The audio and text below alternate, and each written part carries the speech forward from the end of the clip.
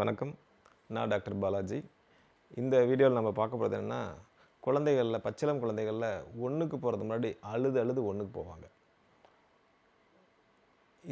இது ஏன் அழுகுறாங்க அப்படின்னா, ஒன்றுக்கு வரத்துக்கு முன்னாடி நம்மலாம் ஒன்றுக்கு போகும்போது நமக்கு இந்த கொஞ்சம் லேசாக கண்ட்ராக்ட் பண்ணிவிட்டு அந்த ஸ்பிங்க்டர் மசில் இருக்கும். யூரின் போகிற இடத்துல அந்த ஸ்பிங்க்டர் மசில் இருக்கும். அதை ரிலாக்ஸ் பண்ணிவிடுவோம். அது யூரின் வெளியில் வரும். அந்த பேபிக்கு அதை ரிலாக்ஸ் பண்ணணும் அப்படிங்கிறது யூஸ்வலாக தெரியாது. அது என்னும்போது அழும்போது என்னன்னா, இன்ட்ரா அப்டாமினல் ப்ரெஷர், வயிறில் இருக்க ப்ரெஷர் ரைஸ் ஆகி அந்த ஸ்பிங்க்டர் ஓப்பன் ஆகும். ஸோ இது எப்படி இருக்குன்னா, ஒன்றுக்கு வரதுக்கு முன்னாடி பயங்கரமாக அழுவாங்க. அழுது ஒன்றுக்கு ஸ்ட்ரீம் இருக்கு இல்லையா, அது வெளியில் வர ஆரம்பித்தோடனே அழுவி நிறுத்திட்டு சர்ன்னு ஃபுல்லாக அடித்து முடிச்சுட்டு கம்முன்னு இருப்பாங்க. ஸோ இது நார்மல். எப்போ இது அப்நார்மல்னால், கொஞ்சம் கொஞ்சமாக சொட்டாக ஒன்றுக்கு போகுது, கொஞ்சம் கொஞ்சமாக போகுது, அதோட கொஞ்சம் கொஞ்சமாக போய் அழுது கொஞ்சம் கொஞ்சமாக போயிட்டே இருக்கிறாங்க, அதோட காய்ச்சல் ஏதாவது வருது, அப்போ தான் இது அப்நார்மல்.